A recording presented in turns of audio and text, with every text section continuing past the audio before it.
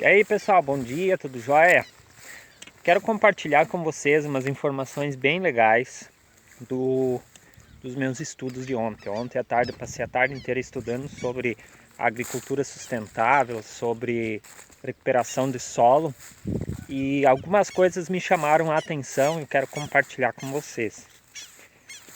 Dentro do projeto que eu estou começando agora, que é o PAS, que é o Pecuária e Agricultura Sustentável, né, que é um trocadilho que a gente fez, que é manter a paz entre a produção e a preservação ambiental. E dentro do tripé que sustenta a agricultura sustentável, né, nós temos três fatores. Nós temos o fator econômico, nós temos o fator social e nós temos o fator ambiental. Como funciona isso? A agricultura sustentável, ela permite com que seja produzido, tenha renda para o produtor, com essa renda o produtor tenha qualidade de vida, sem agredir o meio ambiente. Né? Esse é o tripé. É produzir sem agredir ao meio ambiente, dando condições para que o produtor tenha uma boa qualidade de vida. Dentro da agricultura sustentável, né, o que a gente quer trabalhar e quer fomentar, não é uma questão de você, por exemplo, eliminar totalmente os defensivos. A agricultura sustentável, ela trabalha num modelo em que você consegue diminuir o uso, né, usando quando realmente é necessário, e a partir daí conseguir produzir de uma forma mais sustentável, de uma forma mais natural, né, sem deixar de lado a produtividade, que é muito importante. Então não quer dizer que a gente vá deixar de lado a quantidade de produção, né? O que é muito importante para a parte financeira, para as propriedades e para o produtor. A gente tem que conseguir achar um meio de campo, né, entre a produção e a preservação. Dentro desses estudos, um termo me chamou bastante atenção e, pelo que eu pude perceber, eu não tinha ouvido ainda, mas é um termo que está bastante em alta, que provavelmente na ponta o produtor vai ouvir falar desse termo provavelmente daqui a uns anos, né? Que é agricultura regenerativa. Nós temos a agricultura convencional, nós temos a agricultura agroecológica, nós temos a permacultura, nós temos a produção orgânica, né? Nós temos vários tipos de agricultura, mas eu acho que a mais interessante, que provavelmente quase ninguém ainda ouviu falar, é a agricultura regenerativa. Qual é o princípio dela? É você produzir recuperando o solo. Esse é o principal princípio, recuperar o solo através da produção. E para isso a gente tem que entender como é que funciona o sistema e a gente precisa diversificar a produção, né, o máximo possível, que é o que nós estamos tentando fazer aqui no sítio, né? Que a gente está trabalhando com gado, que está aqui em cima na pastagem, ali atrás, ó. Nós fizemos já um plantio de integração lavoura-pecuária, né? E a partir daí se busca trabalhar melhoramento de solo. O solo, ele é o grande fator da agricultura, né?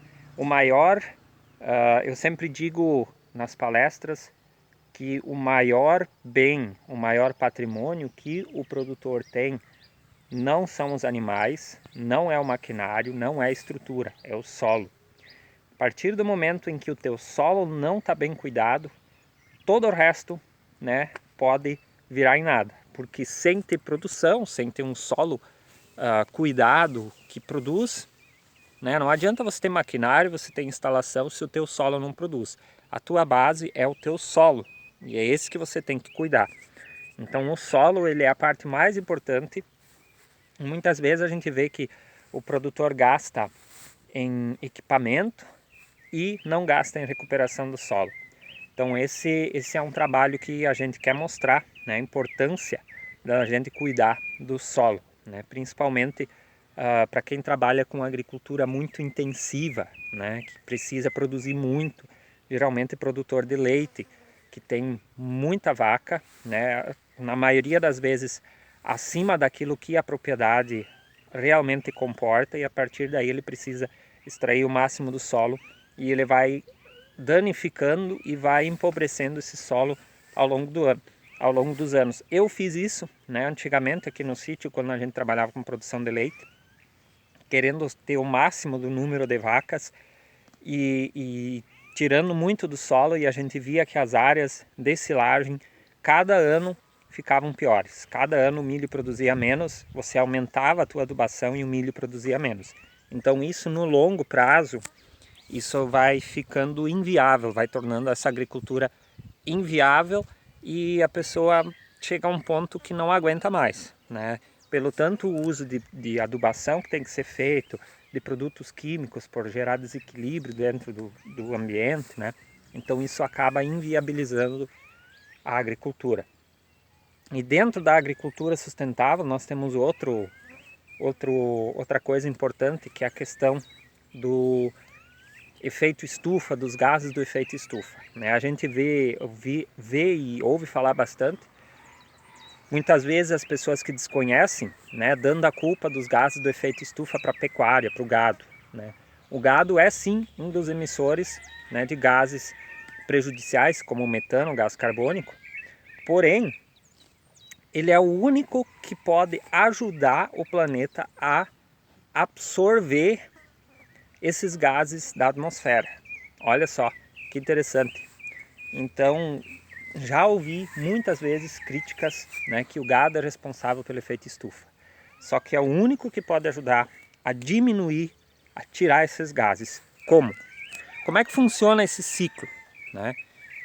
Nós pessoas, nós absorvemos oxigênio e nós soltamos gás carbônico para o ar.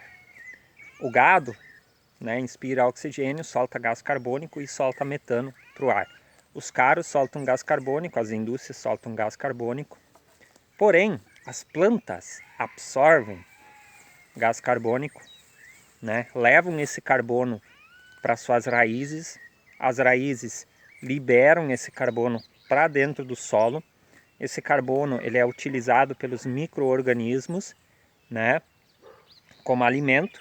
E esses micro-organismos, eles liberam, né, quando eles decompõem a matéria orgânica do solo, eles liberam minerais, nutrientes para as plantas crescerem. Então é um ciclo, né? A partir do momento que a gente não tiver mais carbono, esse ciclo morre. Então a única forma é através de plantas. E aí muitas vezes o pessoal diz, tem que plantar árvore, tem que plantar floresta, porque a árvore absorve gás carbônico. Correto? Absorve. Só que o que você tira disso? Quando você planta para madeira, tudo bem. Mas quando você planta outras árvores, né? Não estou dizendo que não é para plantar árvore, mas eu estou colocando aqui o que as pessoas no mundo tiram disso. E aí um dos maiores benefícios, maiores, vamos dizer assim, agentes de captura de CO2 é o que eu tenho aqui atrás de mim. Ó. A grama, o pasto. Por quê? Ele absorve, leva para o solo, esse carbono ele fica preso no solo, né?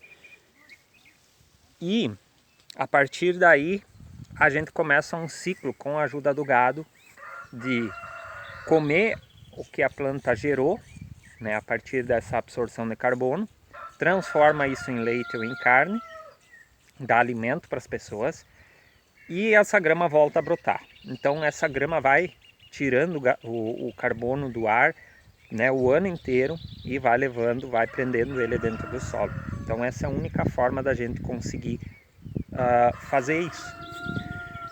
Qual é o vilão? O vilão não é o gado. O vilão é o sistema de produção. Quando a gente tem gado confinado, esse gado está num local só, ele solta muito gás, né? E para alimentar esse gado é necessário cultivos, lavouras, né? Tanto para silagem como para grão. E isso acaba gerando um ciclo de emissão de carbono, porque você vai estar usando muito fertilizante, você vai estar usando muito defensivo para produzir aqueles grãos em grande escala, para depois levar isso para tratar para o gado que está lá confinado. Quando o gado vai para o pasto e a gente trabalha com sistemas integrados, né? O gado se alimenta do pasto, você tem muito menos uso de produto químico, você tem muito menos trabalho na terra, a terra não é trabalhada. Quando você trabalha a terra, quando você entra com um pé de pato, uma grade, essa terra libera esse gás carbônico. Então, no momento que você não vira mais a terra, você está deixando esse gás carbônico preso dentro do solo. E isso é um fator muito positivo. Então, quando o gado está no pasto, está se alimentando do pasto, ele é um benefício para o sistema. Agora, quando o gado está confinado, ele acaba aumentando a emissão desses gases e acaba não capturando. Claro que uma lavoura vai capturar gás carbônico também, né? Só que o sistema ele é muito mais exigente. Então, o que seria um sistema ideal na visão da agricultura sustentável, na visão de menos produção de gases, de absorção de gases, de cuidado com o solo? Seria um sistema misto, né? Um sistema em que o produtor consegue utilizar o cultivo e a criação de gado. Porque além desse benefício, né, do gado comer o pasto, ele ainda vai ter a matéria orgânica que vai ficar nesse solo. Então isso é um sistema totalmente natural, regenerativo. E isso significaria agricultura regenerativa. Além disso, fazer a policultura, né? Rotação de cultura, trabalhar com diversos tipos de plantas, mix de plantas. A gente está vendo que no inverno muita gente está utilizando mix de plantas para a recuperação do solo, mas nós poderíamos incrementar esse sistema colocando animais para comer um pouco dessas plantas, porque elas vão rebrotar, elas vão continuar produzindo massa, e assim não só produzir massa verde, mas produzir também alimento, produzir carne ou produzir leite. Então são sistemas integrados. Não é fácil de implantar, não é fácil de mudar a cultura, a visão, não é fácil de compreender o sistema. Agora, no momento que você começa a compreender esse sistema, você vê o quanto ele é interessante. Muitas vezes a gente tem menos produtividade por área, porém sobra mais dinheiro no bolso, né? Num sistema desses, por exemplo, o produtor ele tem que pensar sempre em trabalhar com o seu próprio capital, não ficar dependente do capital externo, que é o que nós estamos fazendo aqui no sítio hoje. Aqui, a partir de hoje, na propriedade, não entra 1 centavo de dinheiro de banco. Isso foi uma decisão que a gente tomou, né? E nós vamos trabalhar dessa forma.